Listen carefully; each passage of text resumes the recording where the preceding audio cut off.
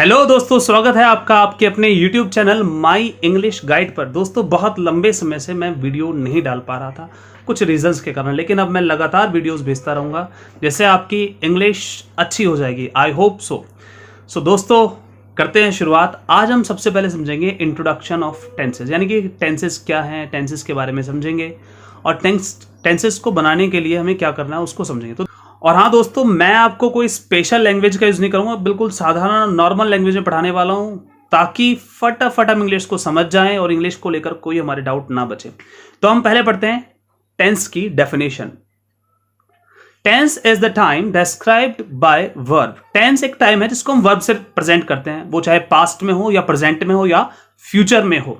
It shows the time of an action और event. ये हमें किसी भी किए गए काम, किसी भी एक्शन या किसी भी इवेंट का समय बताता है कि वो इवेंट कब हुआ है, वो काम कब हुआ है, पास्ट में, प्रेजेंट में या फ्यूचर में। तो टेंस क्या है? टेंस सिंपल वर्ड में कहा गया है, ये वर्ब को बताता है जो कि हैपन हुई है, जो कि हुई है पास्ट, प्रेजेंट या फ्यूचर में। अगर हम बात करें टेंस के टाइप्स की, तो there are 3 types of tense. Tense के 3 टाइप्स हैं। पहला प्रेजेंट टेंस, जिसको हम हिंदी में कहते हैं वर्तमान काल।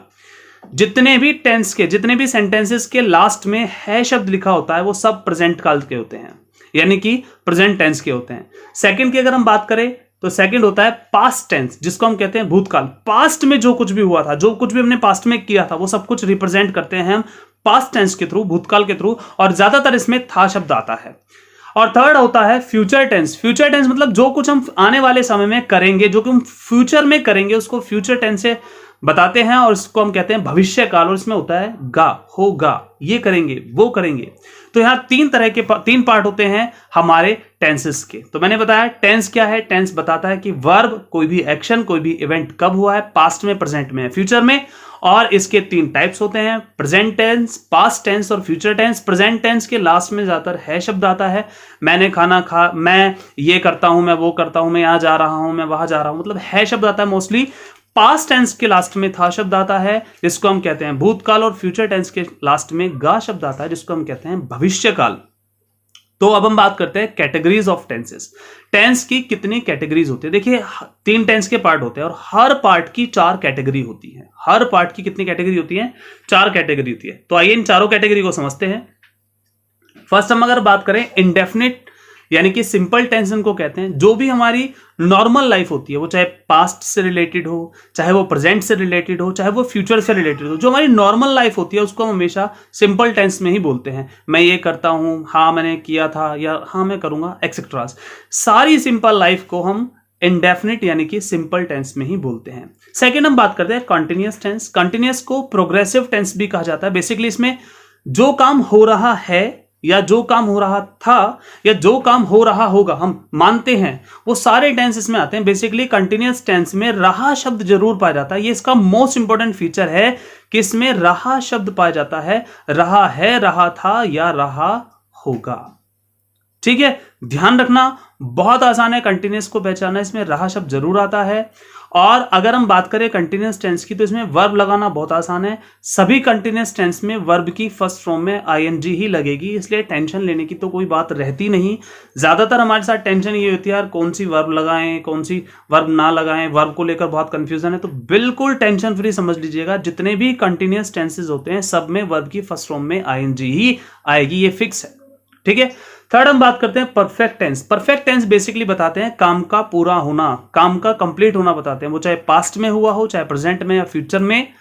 तो काम का अगर पूरा होना हमें बताना है, वो सिर्फ परफेक्ट टेंस से बताते हैं। और इसकी भी एक अच्छी बात है कि सभी परफेक्ट टेंस में वर्ब की थर्ड फॉर्म लगाई जाती है। कंटिन्यूअस में कौन सी लगाते हैं? वर्ब की फर्स्ट फॉर्म में एनजी। परफेक्ट में कौन सी लगाते हैं? वर्ब की थर्ड फॉर्म। ध्यान रहे, बहुत आसान है, टेंशन बिल्कुल नहीं होगी। अगर ये समझ गए तो आगे की सारी जितने भी हमारे टाइप्स होंगे इजीली हम समझ जाएंगे।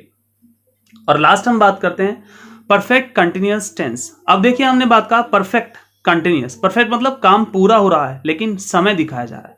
तो जब भी समय के साथ साथ काम का पूरा होना दिखाया जाता है उसको परफेक्ट कंटिन्यूअस कहते हैं। और क्योंकि मैंने कहा था कंटिन्यूअस टेंस आएगा तो वर्ब में आईएनजी जरूर आएगी। तो एक बात तो क्लियर हो गई कि जितने भी कंटिन्यूअस टेंस हैं उनमें वर्ब में आईएनजी आएगी। जितने भी कंटिन्यूअस टेंस है उसमें रहा शब्द जरूर आएगा। जितने भी परफेक्ट टेंस है उनमें काम का पूरा होना पाया जाएगा। कंटिन्यूअस टेंस में वर्ब की फर्स्ट फॉर्म में आईएनजी जरूर लगेगी और परफेक्ट टेंस में वर्ब की थर्ड फॉर्म लगेगी। ठीक है, अब मैं आपको एग्जाम्पल दे देता हूं, तीनों के तीनों टाइप्स के एग्जाम्पल देता हूं। जैसे मैं बाजार जाता हूं, मैं बाजार गया था, या मैं बाजार जाऊंगा, ये बिल्कुल नॉर्मल टेंसेस हैं। तो ये टेंस आते हैं सिंपल या इंडेफिनिट। फिर मैं कह रहा हूं मैं बाजार जा रहा हूं शब्द आ गया तो कौन सा है? कंटिन्यूअस है। मैं बाजार जा रहा था या वह बाजार जा रहा होगा, ये सब आते हैं कंटिन्यूअस में। मैंने खाना खा लिया है, वह खाना खा चुका था या उसने खाना खा लिया होगा, देखो तीनों में काम का पूरा होना हो रहा है, तो ये आते हैं परफेक्ट टेंस में। और जब टाइम के साथ काम चल रहा हो, जैसे राम 2 बजे से खेल रहा है, तो ये चला जाता है परफेक्ट कंटिन्यूअस टेंस में। कंटिन्यूअस में वर्ब की फर्स्ट फॉर्म में एनजी लगानी है, परफेक्ट टेंस में वर्ब की थर्ड फॉर्म लगानी है, और इंडेफिनिट टेंस में टेंस के अकॉर्डिंग हम लगाते हैं वर्ब की फॉर्म। अब हम बात करते हैं किसी भी टेंस को कंप्लीट करने के लिए हमें जानना जरूरी है सेंटेंसेस का, क्योंकि सेंटेंसेस बहुत अच्छा रोल प्ले करते हैं हमारे काम में। तो हम अब समझेंगे सेंटेंसेस को। देखिए सेंटेंसेस बेसिकली 5 तरह के होते हैं, कुछ लोग इन्हें 4 प्रकार के बताते हैं। तो बेसिकली में आप 5 तरह के सेंटेंसेस पढ़ते हैं। अफर्मेटिव सेंटेंसेस होते हैं। अफर्मेटिव सेंटेंसेस होते हैं जिसमें हम हर बात को हाँ में बताते हैं, मैं ये करता हूं, मैं ये खाता हूं, मैं वो पीता हूं, एक्सेट्रा। नेगेटिव सेंटेंसेस में आते हैं जो काम हम नहीं करते, यानी कि नहीं वाले सारे सेंटेंसेस नेगेटिव होते हैं।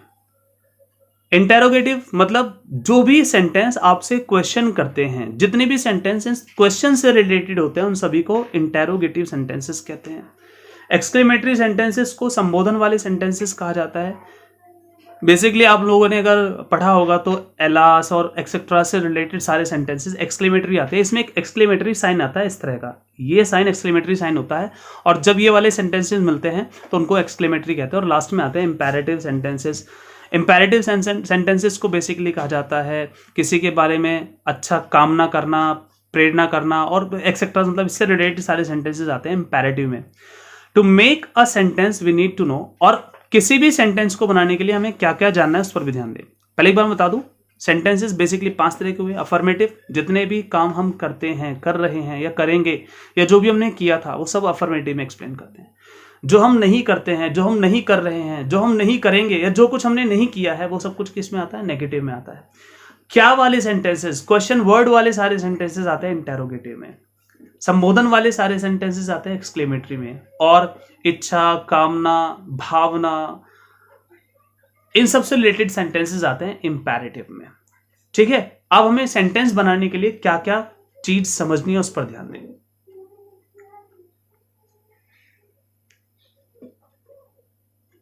देखिए सेंटेंस बनाने के लिए हमें सबसे पहले तो जानना जरूरी है सब्जेक्ट क्या होता है, फिर हमें जानना जरूरी है वर्ब क्या होती है, और फिर हमें जानना जरूरी है ऑब्जेक्ट क्या होता है, क्योंकि एक सेंटेंस का पार्ट होते हैं सब। तो सब्जेक्ट क्या है? कर्ता इसे हिंदी में कहते हैं a subject is a person who performs an activity. Subject वो व्यक्ति होता है जो किसी एक्टिविटी को परफॉर्म करता है, यानी कि सिंपल वर्ड में कहते हैं काम को करने वाला व्यक्ति ही सब्जेक्ट है।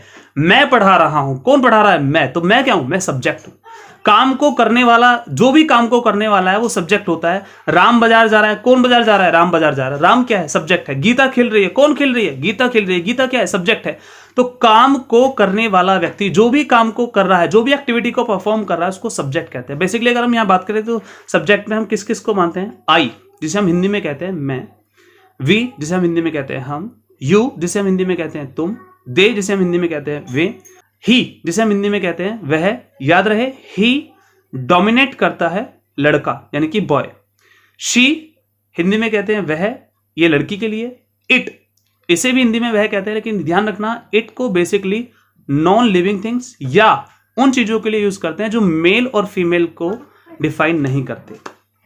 और लास्ट में किसी भी नेम के साथ, किसी भी नेम को हम सब्जेक्ट मानते हैं, जैसे राम, मोहन, सोहन, ईटीसी। तो ये सब सब्जेक्ट होते हैं। अब हम बात करते हैं वर्ब की। वर्ब क्या है?